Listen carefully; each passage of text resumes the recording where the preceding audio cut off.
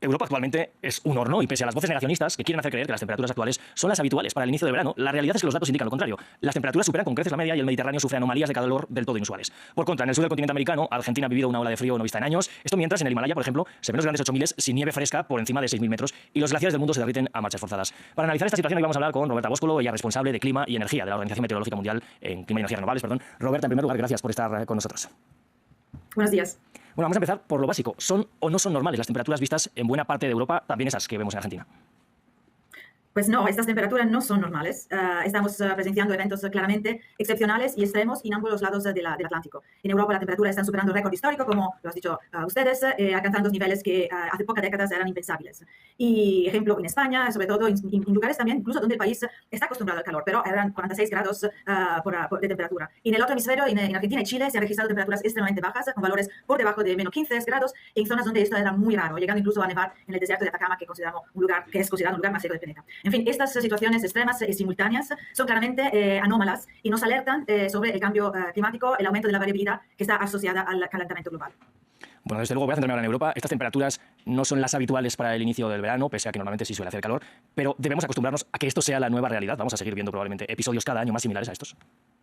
Sí, lamentablemente sí, tenemos que empezar a considerar estas olas de calor extremo no como anomalía aislada, sino como parte de una nueva realidad climática. El cambio climático que está impulsado de las acciones humanas, como nos ha confirmado ampliamente la comunidad científica internacional, se manifiesta justamente con eventos extremos de calor, antes muy raro y ahora y en el futuro serán cada vez más frecuentes, intenso y prolongado. Esta nueva normalidad requiere una profunda adaptación de nuestras ciudades, de nuestra infraestructura, de nuestro sistema de salud pública, así como acciones urgentes y efectivas para reducir las emisiones globales.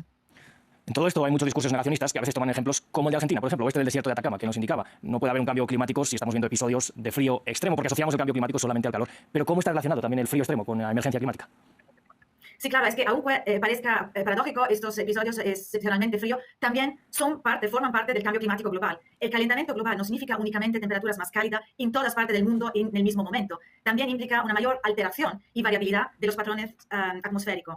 Esto puede provocar que masas de aire polar se desplazan hacia latitudes que normalmente no alcanzan con tanta intensidad, generando episodios extremos de frío como lo que está afectado ahora mismo Argentina y Chile, y también parte de América del Sur, así como el desplazamiento de aires calientes de África versus Europa. Entonces, digamos, es un cambio de patrones atmosféricos que afectan partes del planeta, pero son todos la misma, digamos, son las dos caras de la misma medalla. Claro. Bueno, con todo esto que estamos hablando, surge una pregunta en lo político y en lo social, y es ¿por qué no está calando en partes de la población, o en buena parte de la población, la necesidad de tomar acciones inmediatas? Quizás sí que tenemos en cuenta que es algo importante, pero no urgente, que estamos haciendo mal.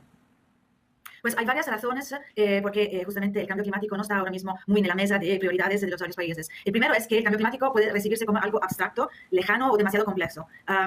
Y además las soluciones que se aportan implican un cambio en nuestra economía, hábitos, consumos y estilos de vida. Que es un cambio, pero también esto puede generar resistencia social, política y económica. Pero hay que también reconocer que la polarización política en torno a este tema genera dificultades para alcanzar un consenso claros. Entonces necesitamos liderazgos políticos más fuertes, mensajes más claros, cercano a la vida de las personas, en la vida diaria. Y soluciones prácticas y accesibles para toda la sociedad, que entiende claramente que hay que actuar ahora. Es una prioridad urgente y es también beneficiosa para todos. ¿Y cómo se consigue esto en medio de esa polarización que usted está señalando con figuras tan importantes como Donald Trump, presidente de los Estados Unidos, primera, segunda potencia mundial? Siempre es algo que ahora mismo está en contradicción. También en China tenemos también muchos reportes que no se respetan a veces los estándares climáticos. ¿Cómo se consigue cuando los principales líderes mundiales parece que tampoco están en la ola de llevar a su población este mensaje de urgencia?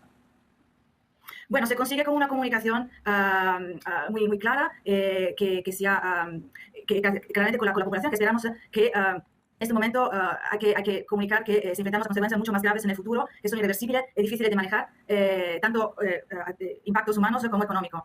Las ventanas para prevenir impactos más devastadores se están cerrando rápidamente. Lo ideal es actuar ahora, como los científicos nos indican, anticipando riesgos que están científicamente identificados e invirtiendo en adaptación y prevención temprana y sistemas de alerta precoces que en este momento serían mucho menos costosos y más efectivos que una reacción tardía antes de esta crisis que está bien establecida. Estamos hablando de fenómenos ya irreversibles, hemos visto catástrofes durante este año, incluso el año pasado. Pienso perfectamente en la Dana de Valencia, hay que ver qué pasa con ese Mediterráneo tan caliente una vez pase verano también. Pienso en ese derretimiento de un glaciar de los Alpes que se llevó un pueblo por delante. En América Latina, en los Andes, hay comunidades afectadas ya por la falta de agua, por el deshielo de los glaciares. Por desgracia, parece que los seres humanos no actuamos hasta que no tenemos la crisis en la puerta de nuestra casa. Pero la crisis ya está en la puerta de nuestras casas. Tenemos que actuar ahora para que la crisis no sea más fuerte, más intensa en el futuro. Y como he dicho antes, es una crisis que seguramente si actuamos ahora, los costes de la actuación, los costes actuales van a ser menores que en el futuro, si actuamos en el futuro. Entonces, hay digamos, evidencias muy claras que todo eso está cambiando y nos está afectando. Entonces, hay que hacer acciones en dos frontes. Es los frontes de la mitigación del cambio climático, entonces la reducción de las emisiones de gas a efecto invernadero, y también el frente de la adaptación, es decir, cómo vamos a aumentar nuestra resiliencia al cambio climático. Yo creo que es muy importante que estas dos cosas vayan juntas y que los países escuchen los científicos que alertan de todos estos riesgos. Bueno, Roberta Bosco, muchísimas gracias por estar hoy con nosotros aquí en France 24.